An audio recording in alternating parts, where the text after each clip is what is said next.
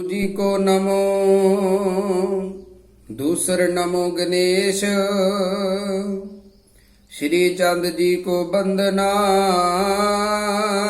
काटो सगल क्लेश।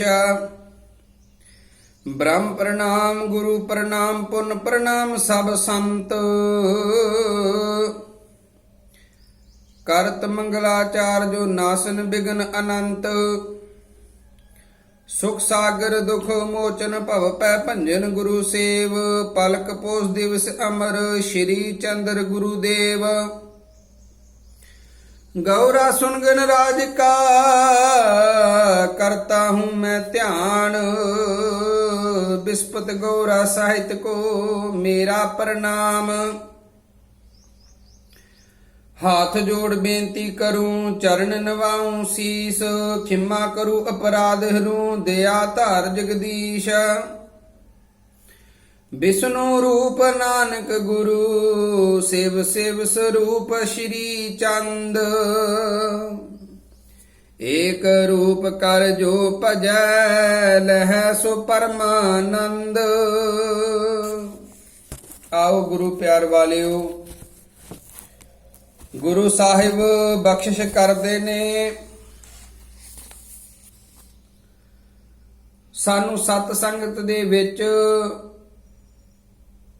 ਪਰਮਾਤਮਾ ਦੇ ਮਿਲਾਪ ਦੀਆਂ ਜੁਗਤੀਆਂ ਦੱਸਦੇ ਨੇ ਕਿ ਪਰਮਾਤਮਾ ਨੂੰ ਮਿਲਣ ਦੇ ਕਿਹੜੇ ਰਾਹ ਨੇ, ਕਿਹੜੇ ਤਰੀਕੇ ਨੇ, ਕਿੱਦਾਂ ਅਸੀਂ ਪਰਮਾਤਮਾ ਦੀ ਭਗਤੀ ਕਰਨੀ ਆ।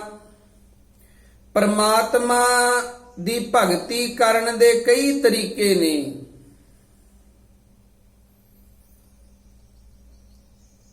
ਤੇ ਕਈ ਭਾਂਤ ਭਗਤ ਜਨ ਭਗਤੀ ਕਰਦੇ ਨੇ ਤੇ ਪਰੰਤੂ ਗੁਰੂ ਸਾਹਿਬ ਭਗਤੀ ਕਰਨੀ 9 ਪ੍ਰਕਾਰ ਦੀ ਦੱਸਦੇ ਨੇ ਮਹਾਰਾਜ ਜੀ। 9 ਪ੍ਰਕਾਰ ਦੀ ਭਗਤੀ ਆ।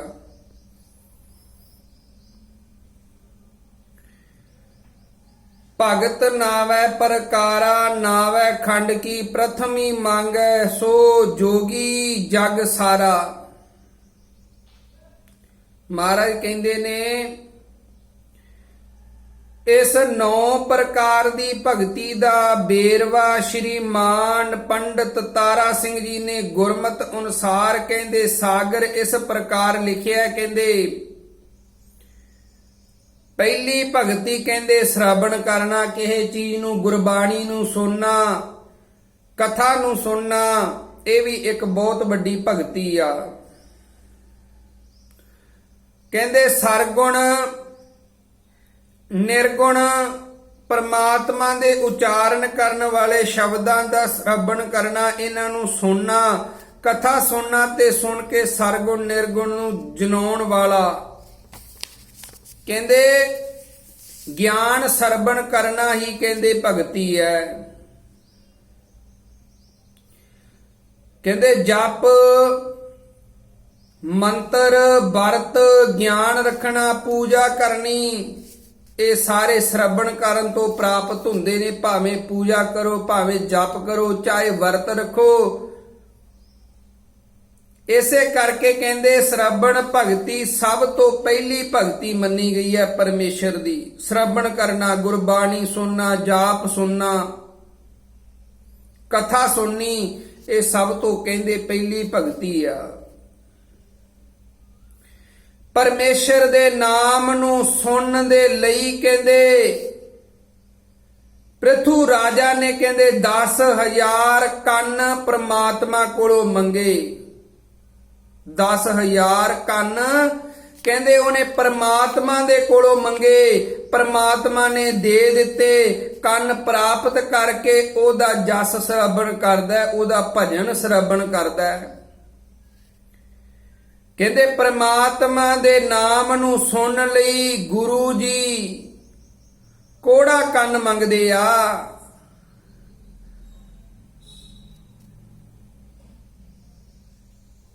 ਸੋ ਸਭ ਤੋਂ ਪਹਿਲੀ ਭਗਤੀ ਸ਼ਰਵਣ ਕਰਨ ਦੀ ਦੱਸੀ ਹੈ ਮਹਾਰਾਜ ਨੇ, ਕਿਉਂਕਿ ਪਰਮੇਸ਼ਰ ਦਾ ਗਿਆਨ ਵੀ ਕੇਵਲ ਸੁਣਨ ਤੋਂ ਹੀ ਉਤਪੁੱਤ ਹੁੰਦਾ ਹੈ। ਕੀਰਤਨ ਸੁਣ ਲਿਆ, ਭਜਨ ਸੁਣ ਲਿਆ, ਬਾਣੀ ਸੁਣ ਲਈ, ਕਹਿੰਦੇ ਆਪਣੇ ਮੁਖ ਸੇ ਨਿਰਗੁਣ ਪਰਮਾਤਮਾ ਦੇ ਬੋਧ ਕਰਵਾਉਣ ਵਾਲੇ ਸ਼ਬਦਾਂ ਦਾ ਉਚਾਰਨ ਕਰਨਾ ਵਾ ਸਰਗੁਣ ਪਰਮਾਤਮਾ ਦਾ ਜਸ ਗੁਣ ਦਾਇਕ ਆਪਣਾ ਕੀਰਤਨ ਕਹਾਇਆ ਜਾਂਦਾ ਹੈ। ਸੋ ਸੁਣਨ ਦੇ ਮਗਰੋਂ ਕਹਿੰਦੇ ਹੁੰਦਾ ਹੈ ਕਿਉਂਕਿ ਪਹਿਲੋ ਵਾਹਿਗੁਰੂ ਦੇ ਗੁਣ ਆਦਿਕ ਸੁਣੇ ਜਾਣ ਕਿ RAM ਕੀ ਹੈ, ਪਰਮਾਤਮਾ ਕੀ ਹੈ, ਤਾਂ ਹੀ ਕਹਿੰਦੇ ਮੂੰਹ ਤੋਂ ਕਹਿ ਸਕੀਏ, ਤਾਂ ਹੀ ਸ਼ਰਵਣ ਭਗਤੀ ਦਾ ਸਾਧਨ ਹੈ। ਕੀਰਤਨ ਰੂਪ ਦੇ ਵਿੱਚ ਸਤ ਸੰਗਤ ਦੇ ਵਿੱਚ ਸਾਧ ਜੀ ਦੇ ਲਈ ਸਾਧਨਾ ਕੀਤੀ ਜਾਏ, ਸੁਣਨ ਤੇ ਅਧਿਕ ਫਲ ਨਹੀਂ ਹੁੰਦਾ। ਕਹਿੰਦੇ ਇਸ ਵਾਸਤੇ ਸ਼ਰਵਣ ਕਰਨ ਤੇ ਵੀ ਅਨੇਕ ਬਾਸ਼ਿਤ ਫਲ ਪ੍ਰਾਪਤ ਨਹੀਂ ਹੁੰਦੇ ਅਥਵਾ ਭਾਵ ਨਹੀਂ ਸਕਦੇ। ਇਸ ਵਾਸਤੇ ਕਲਯੁਗ ਦੇ ਵਿੱਚ ਕੇਵਲ ਸਤ ਸੰਗ ਕੀਰਤਨ ਦਾ ਹੀ ਅਤਿਕ ਮਹਾਤਮ ਹੈ। ਕਹਿੰਦੇ ਇਸੇ ਵਾਸਤੇ ਗੁਰੂ ਜੀ ਮਨੁੱਖ ਪਾਤਰ ਲਈ ਇਹ ਉਪਦੇਸ਼ ਦਿੰਦੇ ਆ ਕਿ ਕਥਾ ਸ਼ਰਵਣ ਕਰੋ, ਕੀਰਤਨ ਸ਼ਰਵਣ ਕਰੋ। ਇਸ ਕਰਕੇ ਜਸ ਕਰਨਾ ਬਹੁਤ ਜ਼ਰੂਰੀ ਹੈ। ਗੁਰੂ ਦੀ ਵਡਿਆਈ ਕਰਨੀ, ਗੁਰੂ ਦੀ ਉਸਤਤ ਕਰਨੀ, ਕੀਰਤਨ ਕਰਨਾ, ਭਜਨ ਕਰਨਾ। ਹਰ ਮੌਕੇ ਗੁਰੂ ਜੀ ਦੱਸਦੇ ਨੇ। ਮਹਾਰਾਜ ਜੀ ਨੇ ਕਹਿ ਦਿੱਤਾ, RAM ਜਪੋ ਵੱਡ ਭਾਗੀਓ, ਜਲ ਥਲ ਪੂਰਨ ਸੋਏ। ਨਾਨਕ ਨਾਮ ਧਿਆਈਐ, ਬਿਗਨ ਨ ਲਾਗੈ ਕੋਏ। ਜੇ RAM ਜਪੋਗੇ ਵੱਡ ਭਾਗੀਓ, ਜਲ ਥਲ ਪੂਰਨ ਸੋਏ। ਕਹਿੰਦੇ ਨਾਮ ਜਪਿਆ ਕਹਿੰਦੇ ਵਿਗਣ ਨਹੀਂ ਲੱਗਦਾ, ਕੋਈ ਵੀ ਰੁਕਾਵਟਾਂ ਨਹੀਂ ਆਉਂਦੀਆਂ, ਕੋਈ ਦੁੱਖ ਦਲਿੱਦਰ ਨਹੀਂ ਕਹਿੰਦੇ ਸਾਡੇ ਨੇੜੇ ਆਉਂਦਾ ਜੇ ਅਸੀਂ ਪ੍ਰਮਾਤਮਾ ਦਾ ਭਜਨ ਕਰਾਂਗੇ, RAM ਦਾ ਨਾਮ ਜਪਾਂਗੇ। ਸੋ ਇਹਨਾਂ ਪ੍ਰਾਨਾਂ ਦੁਆਰਾ ਕਹਿੰਦੇ ਸਤਿਗੁਰੂ ਜੀ ਦੱਸਦੇ ਨੇ ਕਿ ਸਿਮਰਨ ਜ਼ਰੂਰ ਕਰੋ, ਪਰਮਾਤਮਾ ਦਾ ਭਜਨ ਜ਼ਰੂਰ ਕਰੋ। ਨਹੀਂ ਤਾਂ ਬਿਨਾਂ ਸਿਮਰਨ ਤੋਂ ਸਾਰਾ ਸਮਾਂ ਜਿਹੜਾ ਐਵੇਂ ਹੀ ਜਾ ਰਿਹਾ ਸਾਡਾ, ਅਸੀਂ ਐਵੇਂ ਹੀ ਗਵਾ ਰਹੇ ਆ ਸਮਾਂ, ਸਾਡੀ ਜ਼ਿੰਦਗੀ ਹੈ ਜਿਹੜੀ ਲੰਘਦੀ ਜਾ ਰਹੀ ਆ। ਇਸੇ ਵਾਸਤੇ ਇਹਦਾ ਸਿਮਰਨ ਕਰਨਾ ਬਰਾਬਰ ਦੱਸਿਆ ਮਹਾਰਾਜ ਨੇ, ਬਹੁਤ ਜ਼ਰੂਰੀ ਦੱਸਿਆ ਮਹਾਰਾਜ ਨੇ। ਸੋ ਸਿਮਰਨ ਕਰਨਾ, ਭਜਨ ਕਰਨਾ, ਬਾਣੀ ਪੜ੍ਹਨੀ, ਮਹਾਰਾਜ ਦੀ ਉਸਤਤ ਕਰਨੀ ਬੜਾ ਜ਼ਰੂਰੀ ਹੈ। ਕਹਿੰਦੇ ਫੇਰ ਆਉਂਦਾ ਬਾਦ ਸੇਵਨ ਭਗਤੀ। ਪਰਮਾਤਮਾ ਦੇ ਚਰਨ ਕਮਲਾਂ ਨੂੰ ਪਵਿੱਤਰ ਜਾਣ ਕੇ ਉਹਨਾਂ ਦੀ ਸੇਵਾ ਕਰਨੀ। ਭਾਵ ਕਿ ਰੱਬ ਨੂੰ, ਪਰਮਾਤਮਾ ਨੂੰ ਹਾਜ਼ਰ ਨਾਜ਼ਰ ਸਮਝਣਾ, ਹਾਜ਼ਰ ਨਾਜ਼ਰ ਸਮਝ ਕੇ ਕਹਿੰਦੇ ਉਹਨਾਂ ਦੀ ਸੇਵਾ ਕਰਨੀ, ਬਹੁਤ ਵੱਡਾ ਫਲ ਪ੍ਰਾਪਤ ਹੁੰਦਾ ਹੈ। ਇਹਦਾ ਨਾਮ ਪਾਦ ਚਰਨ ਸੇਵਨ ਭਗਤੀ ਹੈ, ਕਿਉਂਕਿ ਸ਼ਰਵਣ ਕੀਰਤਨ ਸਿਮਰਨ ਆਦ ਕਰਦਿਆਂ ਹੋਇਆਂ ਕਹਿੰਦੇ ਪ੍ਰਮਾਤਮਾ ਦੇ ਚਰਨਾਂ ਅਥਵਾ ਉਹਦੇ ਚਰਨ ਕਮਲਾਂ ਵਿੱਚ ਅਸਥਾਨ ਪੁਰ ਇਸ਼ਨਾਨ ਆਦਿਕ ਵਾ ਉਹਦੇ ਸਰੂਪ ਗੁਰੂ ਜੀ ਦੇ ਚਰਨ ਕਮਲਾਂ ਦੀ ਸੇਵਾ ਕਰਨੀ ਪਾਦ ਸੇਵ ਕਹੀ ਜਾਂਦੀ ਹੈ। ਇਹ ਵੀ ਬਹੁਤ ਜ਼ਰੂਰੀ ਆ। ਕਵੀਆਂ ਦੇ ਸਿਰਤਾਜ ਸਤਿਗੁਰੂ ਜੀ ਇਸ ਪ੍ਰਕਾਰ ਕਹਿੰਦੇ ਰਚਨ ਕਮਲਾਂ ਦੀ ਸੇਵਾ ਕਰਨ ਲਈ ਹੁਕਮ ਦਿੰਦੇ ਨੇ। ਪਾਵ ਮਲੋਵਾ ਮਲ ਮਲ ਧੋਵਾ, ਇਹੋ ਮਨ ਤੈ ਕੂ ਦੇਸਾ। ਸੋ ਸਤਿਗੁਰੂ ਜੀ ਦੇ ਚਰਨਾਂ ਦੀ ਪੂਜਾ ਕਰਨੀ ਬਿਲਕੁਲ ਜ਼ਰੂਰੀ ਹੈ। ਚਰਨੀ ਲੱਗਿਆਂ ਹੀ ਕਹਿੰਦੇ ਭਵ ਸਾਗਰ ਤੋਂ ਤਰ ਸਕਦਾ ਬੰਦਾ। ਜੇ ਮਹਾਰਾਜ ਦੇ ਚਰਨੀ ਨਹੀਂ ਲੱਗਾਂਗੇ, ਮਹਾਰਾਜ ਦੇ ਚਰਨ ਨਹੀਂ ਪਕੜਾਂਗੇ ਤਾਂ ਭਵ ਸਾਗਰ ਤੋਂ ਕਿਸ ਤਰ੍ਹਾਂ ਪਾਰ ਲੰਘ ਜਾਵਾਂਗੇ। ਕਹਿੰਦੇ ਪੰਜਵੀਂ ਅਚਰਜ ਭਗਤੀ ਕਹਾਉਂਦੀ ਹੈ 16 ਪ੍ਰਕਾਰ ਦੇ ਯਤਨਾਂ ਦੇ ਨਾਲ ਸੇਵਾ ਕਰਨੀ। ਲੰਗਰ ਦੀ ਸੇਵਾ ਕਰ ਲਈ, ਮਹਾਰਾਜ ਦੇ ਘਰ ਦੀ ਸੇਵਾ ਕਰ ਲਈ, ਇਹ ਤੋਂ ਮੁੱਖ ਭਗਤੀ ਸੇਵਾ ਹੀ ਰੱਖੀ ਗਈ ਹੈ। ਇਹਦਾ ਨਾਮ ਸੇਵਾ। ਸੇਵਾ ਤਾਂ ਹੀ ਹੋ ਸਕਦੀ ਹੈ ਕਹਿੰਦੇ ਜੇ ਮਨ ਹੈ ਬੰਦੇ ਦਾ ਇਹ ਨੀਵਾਂ ਹੋਵੇ। ਮਨ ਨੀਵਾਂ ਹੋਣ ਕਰਕੇ ਕਹਿੰਦੇ ਹੰਕਾਰ ਹੈ ਜਿਹੜਾ ਆਦਮੀ ਸਾਰੇ ਹੀ ਆਸੁਰੀ ਸੰਪਰਦਾ ਦੇ ਗੁਣ ਦੂਰ ਹੋ ਜਾਂਦੇ ਨੇ। ਜੇ ਬੰਦੇ ਦੇ ਵਿੱਚ ਹੰਕਾਰ ਹੋਵੇ ਕਹਿੰਦੇ ਸੇਵਾ ਸਤਿਗੁਰੂ ਨੂੰ ਭਾਉਂਦੀ ਨਹੀਂਗੀ। ਹੰਕਾਰ ਤੋਂ ਰਹਿਤ ਹੋ ਕੇ ਕਹਿੰਦੇ ਬੰਦਾ ਸੇਵਾ ਕਰੇ। ਹਰੀ ਪ੍ਰਮਾਤਮਾ ਦੀ ਸੇਵਾ ਕਰਨ ਦਾ ਹੁਕਮ ਦਿੱਤਾ ਮਹਾਰਾਜ ਨੇ। ਕਹਿੰਦੇ ਹਰੀ ਪ੍ਰਮਾਤਮਾ ਦੀ ਸੇਵਾ ਕਰ,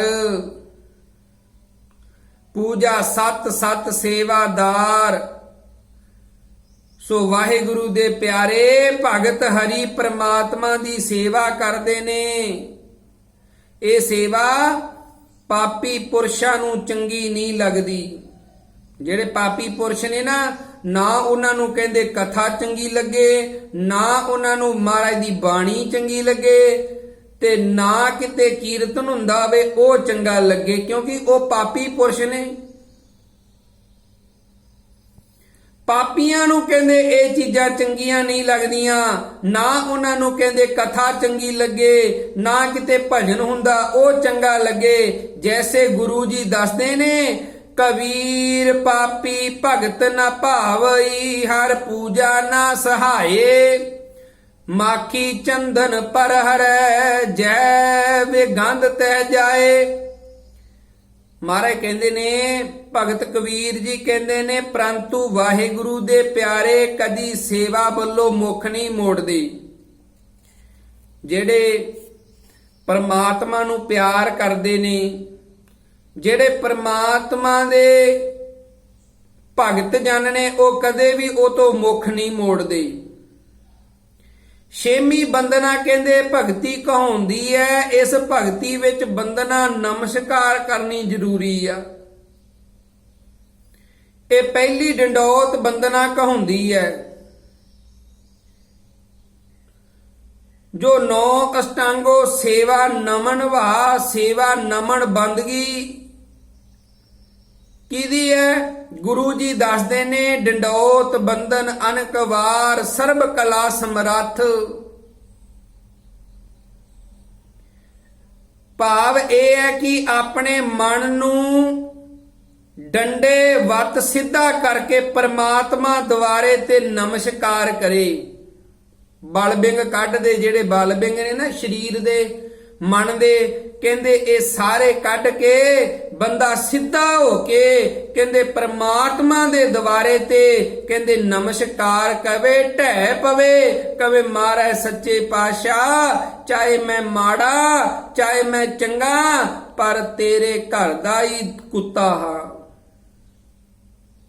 ਇਸ ਤਰ੍ਹਾਂ ਡਿੱਗਣ ਦਾ ਨਾਮ ਡੰਡੌਤ ਬੰਦਨਾ ਕਹੀ ਜਾਂਦੇ ਹੈ। ਮਹਾਰਾਜ ਇਹਨੂੰ ਕਹਿੰਦੇ ਡੰਡੌਤ ਬੰਦਨਾ। ਅਦ ਆਦਿਕ ਕਹਿੰਦੇ ਸੁਆਮੀ ਦੀ ਇੱਛਾ ਅਨੁਸਾਰ ਸੇਵਾ ਕਰਨ ਵਾਲੇ ਦਾਸ ਪਰ, ਸੁਆਮੀ ਵਤ ਪਰਮਾਤਮਾ RAM ਪਰਮ ਦਿਆਲੂ ਸ਼ੀਕਰ ਹੀ ਪ੍ਰਸੰਨ ਹੋਵੇਗਾ। ਇਸੇ ਹੀ ਭਗਤੀ ਦੇ ਕਾਰਨ ਲਈ ਬੰਦਨਾ ਕਰਨੀ ਬਹੁਤ ਜ਼ਰੂਰੀ ਆ, ਬਹੁਤ ਵੱਡੀ ਗੱਲ ਹੈ। ਮਹਾਰਾਜ ਦੱਸਦੇ ਨੇ ਡੰਡੌਤ ਕਰਨੀ ਬਹੁਤ ਜ਼ਰੂਰੀ ਆ।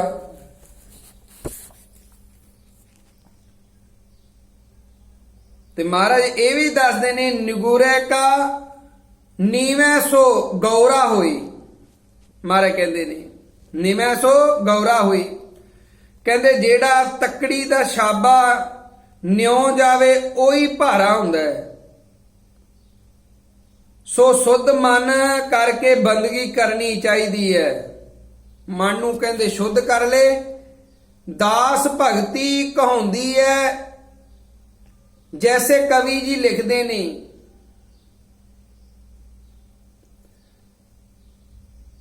ਝਖਣਾ ਪੱਖਾ ਝੱਲਣਾ ਕਿਸੇ ਨੂੰ, ਇਹਨੂੰ ਹਵਾ ਦੇਣੀ, ਚਬਰ ਕਰਨੀ, ਚੱਕੀ ਪੀਣੀ, ਪਾਣੀ ਢੋਣਾ, ਕਿਸੇ ਨੂੰ ਲੰਗਰ ਪ੍ਰਸ਼ਾਦਾ ਛਕਾ ਦੇਣਾ, ਅੰਨ ਪਾਣੀ ਛਕਾ ਦੇਣਾ, ਕੋਈ ਥੱਕਿਆ ਉਹਨੂੰ ਘੁੱਟ ਦੇਣਾ, ਮਾਲਿਸ਼ ਕਰ ਦੇਣੀ, ਇਹੋ ਜਿਹੀਆਂ ਕਿਰਿਆ ਉਹ ਦਾਸ ਕਹਾਉਂਦਾ ਹੈ। ਇਸ ਵਾਸਤੇ ਗੁਰੂ ਜੀ ਦੇ ਦਾਸ ਭਾਵ ਦੇ ਲਈ ਬਹੁਤ ਪ੍ਰਮਾਣ ਦਿੱਤੇ ਨੇ ਮਹਾਰਾਜ ਨੇ।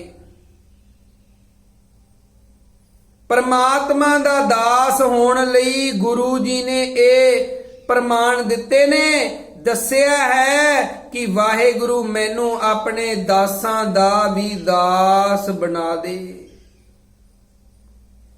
ਮਹਾਰਾਜ ਕਹਿੰਦੇ ਆ ਆਪਣੇ ਦਾਸਾਂ ਦਾ ਵੀ ਦਾਸ ਬਣਾ ਦੇ ਮੈਨੂੰ। ਸੋ ਹਰ ਜੀਵ ਨੂੰ ਚਾਹੀਏ ਨਿਰੰਕਾਰ ਦੇ ਚਰਨਾਂ ਦਾ ਭੌਰਾ ਬਣ ਕੇ ਜਨਮ ਸਫਲ ਕਰੇ। 8ਵੀਂ ਸਖੀ ਭਾਵ ਭਗਤੀ ਇਹ ਦੋ ਤਰ੍ਹਾਂ ਦੀ ਹੈ। ਇੱਕ ਤਾਂ ਕਹਿੰਦੇ ਆਦਮੀ ਦੇ ਲਈ ਤੇ ਇੱਕ ਇਸਤਰੀ ਦੇ ਲਈ ਹੈ। ਇਹਦਾ ਸਭ ਰੂਪ ਹੈ। ਸੋ ਇਹਨਾਂ ਤੁਕਾਂ ਵਿੱਚ ਲਿਖਿਆ ਹੈ ਈਸ਼ਵਰ ਨਿਰੰਕਾਰ ਨੂੰ ਆਪਣਾ ਪਤੀ ਰੂਪ ਸਮਝੇ। ਜਿਹੜਾ ਪਰਮਾਤਮਾ ਹੈ ਉਹਨੂੰ ਆਪਣਾ ਪਤੀ ਰੂਪ ਸਮਝੇ ਤੇ ਆਪ ਉਸ ਦੀ ਇਸਤਰੀ ਬੱਤ ਸਮਝੇ। ਸੋ ਜੱਜ ਨੂੰ ਧਾਰਨ ਕਰਕੇ ਕੋਈ ਜੱਜ ਨੂੰ ਛੱਡ ਕੇ ਐਸੇ ਇਸਤਰੀ ਆਪਣੇ ਪਤੀ ਨੂੰ ਖੁਸ਼ ਕਰਨ ਦੇ ਲਈ ਕਈ ਪ੍ਰਕਾਰ ਦੇ ਹਾਵ ਭਾਵ ਕਰਦੀ ਹੈ। ਤੈਸੇ ਜਗਿਆਸੂ ਹਨ ਸਖੀ ਨੂੰ ਪਰਮਾਤਮਾ ਦੇ ਨਾਲ ਲਾਡ ਕਰਨੇ ਚਾਹੀਦੇ ਨੇ। ਜੈਸੇ ਸਤਿਗੁਰੂ ਜੀ ਦੇ ਪਿਆਰੇ ਭਗਤ ਸਖੀ ਭਾਵ ਨੂੰ ਧਾਰ ਕਰਕੇ ਕਰਦੇ ਨੇ, ਇਸ ਤਰ੍ਹਾਂ ਬੇਨਤੀ ਕਰਦੇ ਨੇ ਤੁਧ ਬਿਨ ਅਵਰ ਨਾਹੀ ਮੈਂ ਦੂਜਾ ਤੂੰ ਮੇਰੇ ਮਨ ਮਾਈ। ਨਿਰੰਕਾਰ ਨੂੰ ਸਖਾ ਮਿੱਤਰ ਸੱਜਣ ਕਰਕੇ ਵੀ ਜਾਣਿਆ ਹੈ। ਆਪਣਾ ਸੱਜਣ ਵੀ ਕਿਹਾ ਮਹਾਰਾਜ ਨੂੰ।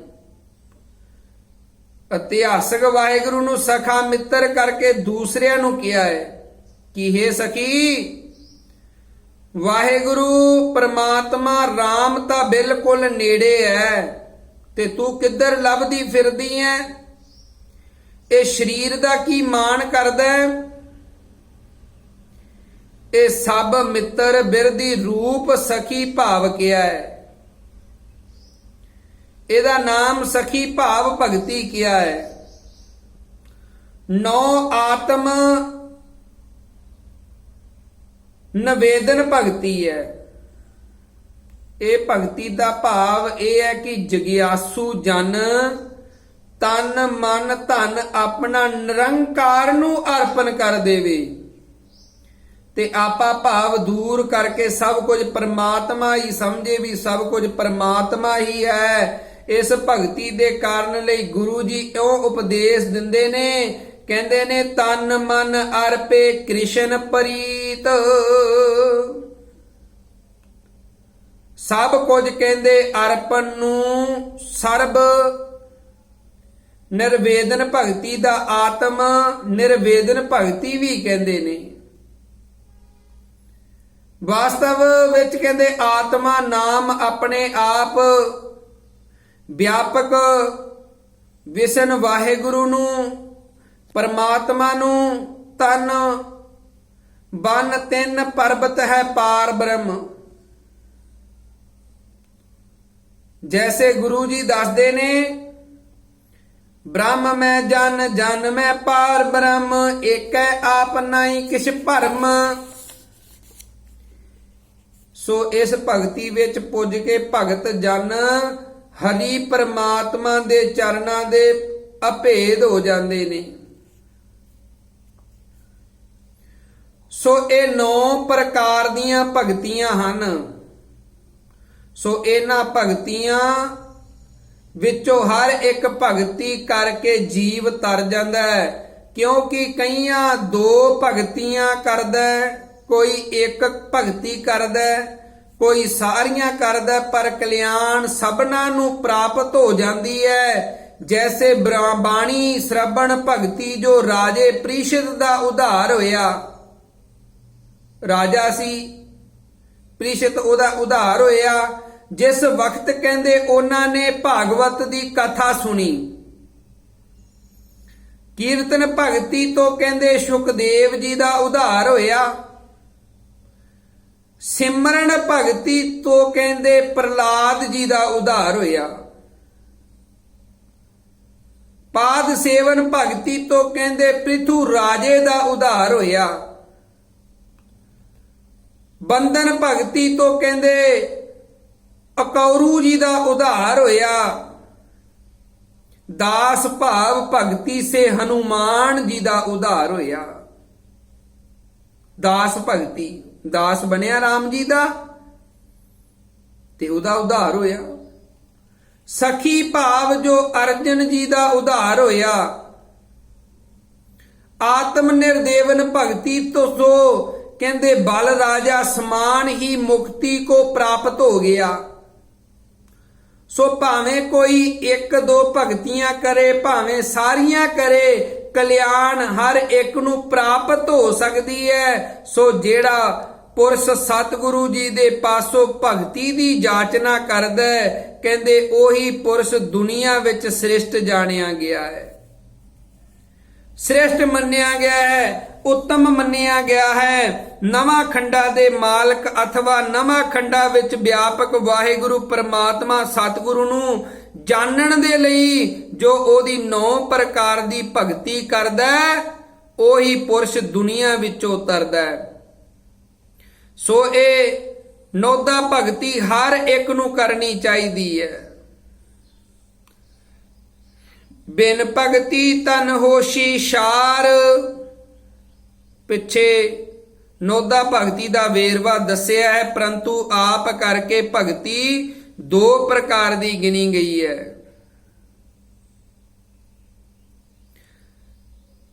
ਇੱਕ ਬਿਹਤਰ, ਇੱਕ ਅਭਿਹਿਤ। ਸੋ ਦੋਹਾਂ ਵਿੱਚੋਂ 9 ਪ੍ਰਕਾਰ ਦੀ ਭਗਤੀ ਜੋ ਦੱਸੀ ਹੈ, ਇਹਦਾ ਨਾਮ ਬਿਹਤ ਹੈ। ਫਿਰ ਇਹ 3 ਪ੍ਰਕਾਰ ਦੀ ਹੈ। ਇੱਕ ਕਰਮ ਮਿਸਤਰ, ਇੱਕ ਦੂਜਰੀ ਗਿਆਨ ਕਰਮ, ਤੀਸਰੀ ਕੇਵਲ ਗਿਆਨ ਸਿਮਰਤ। ਇਹਨਾਂ ਤਿੰਨਾਂ ਦੇ ਵਿੱਚੋਂ ਕਰਮ, ਸਿਮਰਤ, ਭਗਤੀ, ਸਵਾਤਕੀ, ਰਾਜਸੀ, ਤਾਮਸੀ 3 ਪ੍ਰਕਾਰ ਦੀ ਹੈ। ਕਹਿੰਦੇ ਇਹਨਾਂ ਤਿੰਨਾਂ ਦੇ ਵਿੱਚੋਂ ਸਵਾਤਕੀ ਫਿਰ 3 ਪ੍ਰਕਾਰ ਦੀ ਹੈ। ਇੱਕ ਪਾਪਾਂ ਦੇ ਨਾਸ਼ ਕਰਨ ਹੇਤ ਹੈ, ਦੂਸਰੀ ਕਹਿੰਦੇ